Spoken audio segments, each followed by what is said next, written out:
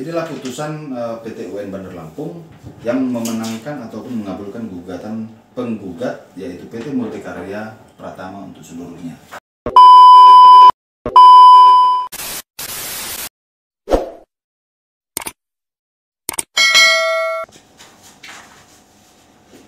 Ketemu lagi bersama kami di YouTube channel BC Kingdom. Kali ini saya akan mengulas tentang putusan Pengadilan Tata Usaha Negara Bandar Lampung nomor 32-2-TF-2021-PT UN Bandar Lampung.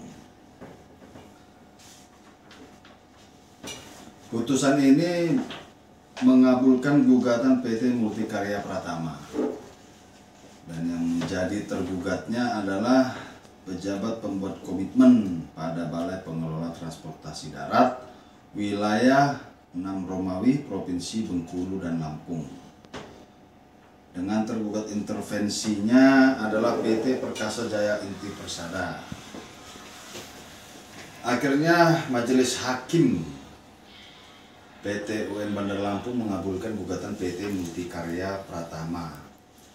Yang menjadi objek gugatan daripada perkara ini adalah tindakan tergugat, yaitu PPK tadi, yang menerima hasil pemilihan yang diusulkan oleh kelompok kerja pemilihan Balai Pengelola Transportasi Darat wilayah 6 Romawi, Provinsi Bengkulu dan Lampung, sesuai berita acara hasil pemilihan rehabilitasi Pelabuhan Penyeberangan Enggano tahap 2 multi-years tender tidak mengikat nomor BAHP.09 garing rehabilitasi garing Enggano LPPBNN garing 6 Romawi garing 2021 tanggal 10 Juni 2021. Inti dari gugatan ini adalah tindakan faktual daripada pejabat pembuat komitmen PPK yang menerima hasil pemilihan yang dilakukan oleh Pokja Pemilihan untuk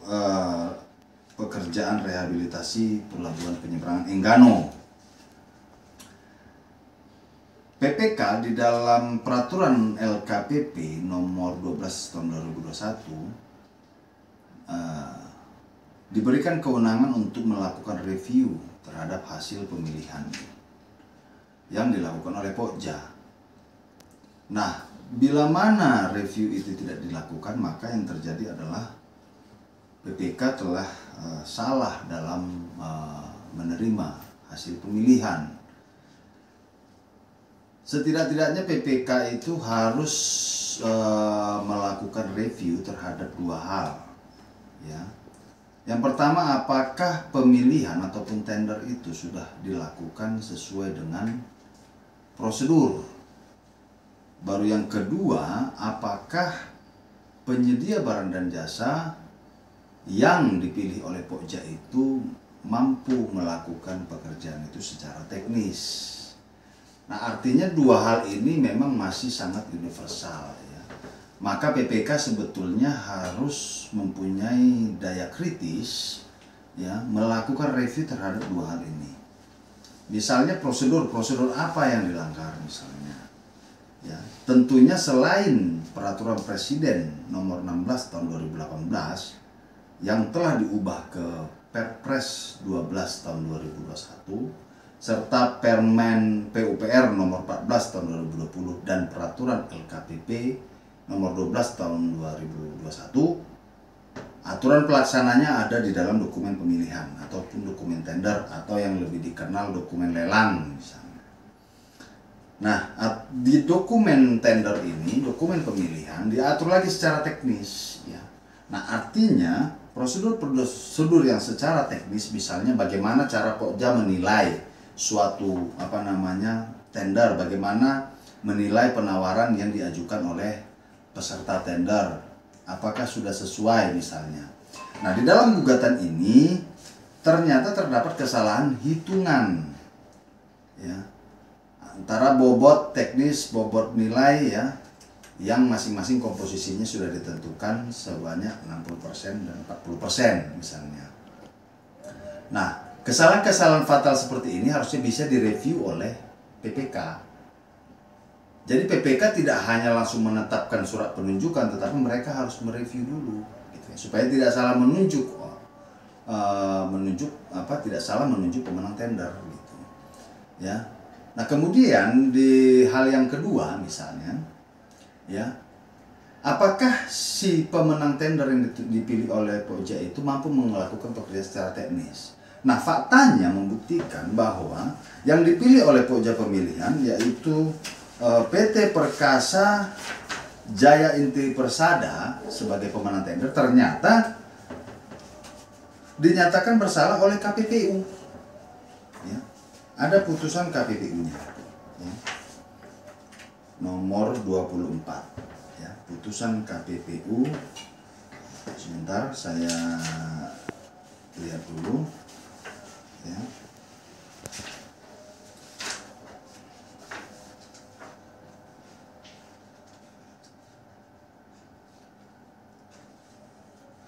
Nah, putusan Komisi Pengawas Persaingan Usaha Republik Indonesia perkara nomor 24 garing KPPU strip 1 garing 2020 dinyatakan bersalah dan denda, ya, dan dinyatakan denda, gitu ya, kurang lebih 1, sekian miliar. Artinya PT Perkasa ini memiliki hutang kepada negara karena faktanya mereka belum membayar, kan gitu. Kalau mereka sudah bayar, artinya bukti itu harus ditampilkan di persidangan.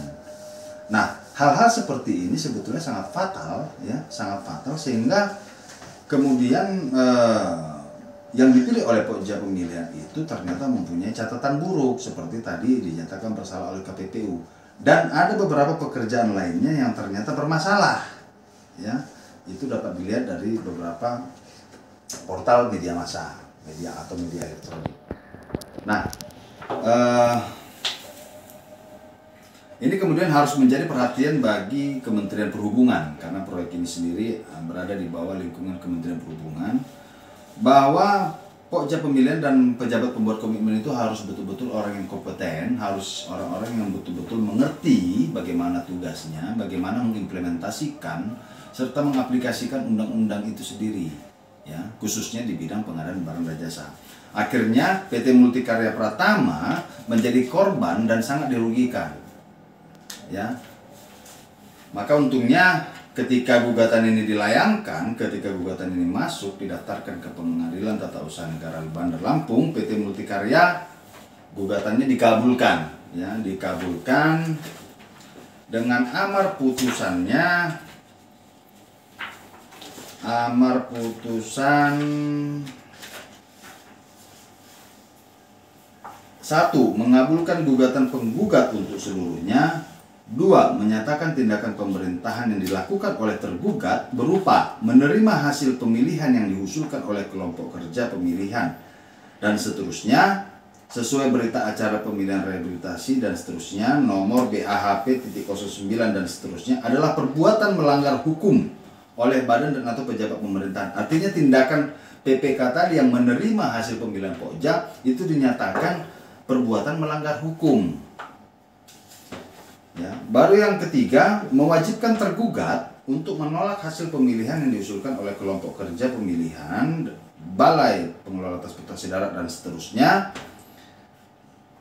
ya, sesuai dengan berita acara dan seterusnya tanggal 10 Juni 2021.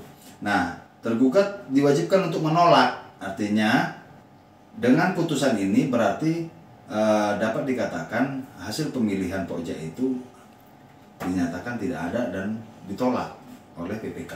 Wajib, ya, wajib. Baru yang keempat, menghukum tergugat dan tergugat dua intervensi membayar biaya perkara dan seterusnya. Nah, inilah putusan PT UN Bandar Lampung yang memenangkan ataupun mengabulkan gugatan penggugat yaitu PT Multikarya Pratama untuk seluruhnya. Oke, teman-teman, semoga informasi ini dapat membantu Anda, dapat mencerahkan kita semua, khususnya pelaku pengadaan, ya, baik itu kuasa pengguna anggaran, PPK, Pokja pemilihan, sampai penyedia barang jasa, itu dapat tercerahkan lewat putusan ini. Artinya, ketika ada tindakan pejabat pemerintahan yang salah, itu dapat digugat. Ya, tindakan faktual adalah tindakan melakukan dan atau tidak melakukan.